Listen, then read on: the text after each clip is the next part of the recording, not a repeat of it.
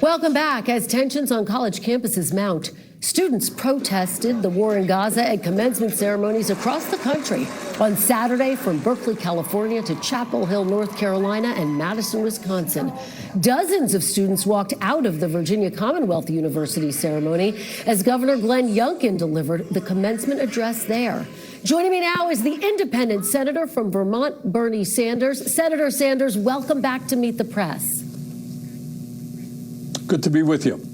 Well, we appreciate your being here on a busy Sunday morning. I want to start with your reaction to that State Department report and what you just heard from the Secretary of State, who defended the report, the fact that there was no definitive conclusion drawn. He also said he has not seen a definitive plan from Israel to go into Rafah without mitigating civilian casualties. What was your takeaway, Senator? Well, Kristen, I have a lot of respect for Tony Blinken. He has an impossibly difficult job. But the reality is I think any objective observer knows Israel has broken international law. It has broken American law. And in my view, Israel should not be receiving another nickel in U.S. military aid.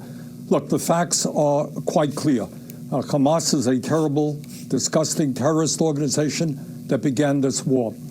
But what Israel has done over the last 7 months is not just gone to war against Hamas, it has gone to war against the entire Palestinian people, and the results have been absolutely catastrophic. I mean, Kristen, we're talking about not just 35,000 Palestinians dead and 77,000 wounded, two-thirds of whom are women and children. That is not the way you conduct a war in a civilized society to the degree that war is civilized. We're talking about 60% of the housing in Gaza having been destroyed, the civilian infrastructure, that's water, that is raw sewage now running out into the streets, no electricity.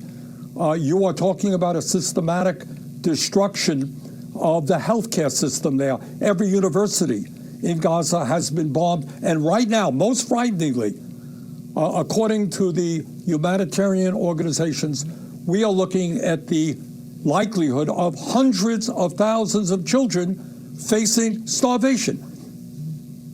The Foreign Assistance Act is very, very clear, 6201, the provision. Any entity, any state, any country that blocks U.S. humanitarian aid is in violation of law and should not continue to receive military aid from the United States. That is precisely what Israel has done. Senator, let me just press you a bit, because I hear you saying you believe Israel shouldn't receive another cent, and yet 26 House Democrats wrote a letter to the White House saying they are, quote, deeply concerned about the message the administration is sending to Hamas and other Iranian-backed terrorist proxies. Does withholding weapons to Israel run the risk of prolonging this war and weakening Israel's hand against Hamas? No, well, I understand. Look, every Republican, as I understand it, wants to give huge amounts of money to Israel.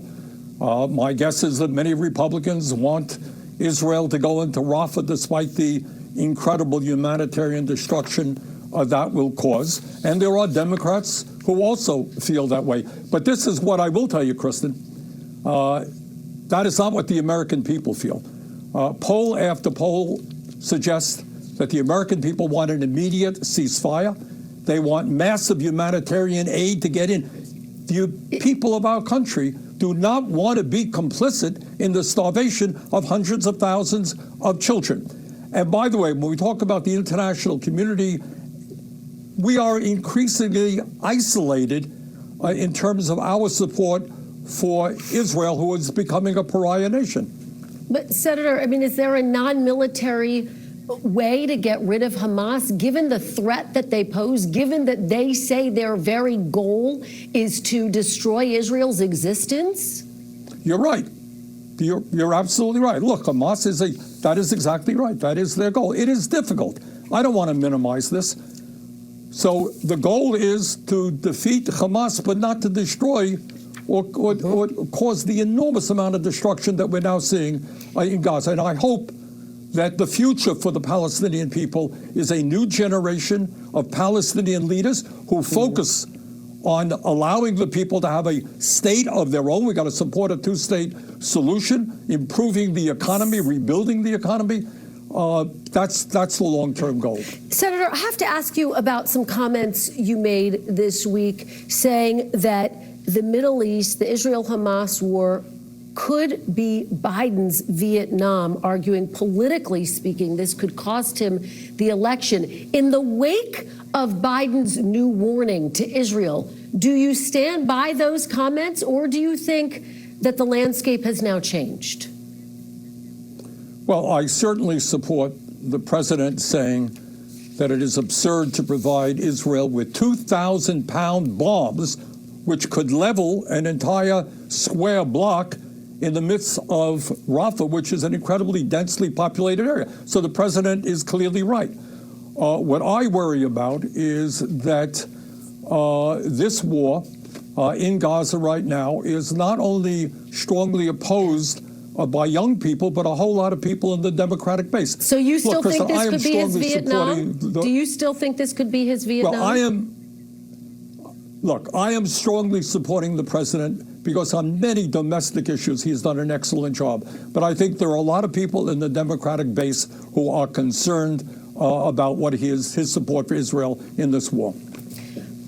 Senator, very quickly, you have talked about and you announced this week that you are running for re-election. Of course, this comes. You are 82 years old. I don't have to tell you this, but age is obviously a big issue in the presidential election. Are you concerned that age could be a political liability for you?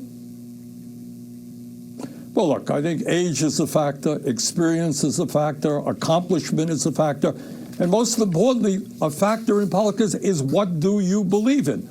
And I would hope that the people of Vermont and the people of the United States look at candidates in their totality. But I should also tell you, I would not have announced re-election, my intention to seek re-election, unless I felt pretty good. With the exception of a week off for COVID, I've not missed a day of work in the last 3 years. So I'm feeling pretty good. That is what your staff says, that you never take a vacation. We're almost out of time. Let me try one more time. Just yes or no. Do you still think that the Israel-Hamas war runs the risk of potentially being Biden's Vietnam? I think there are a lot of people who are very disappointed. Well, it's hurting him politically. Yes, of course it is. Okay. There you have it. Senator Bernie Sanders, thank you so much for joining me this morning. I really appreciate the conversation.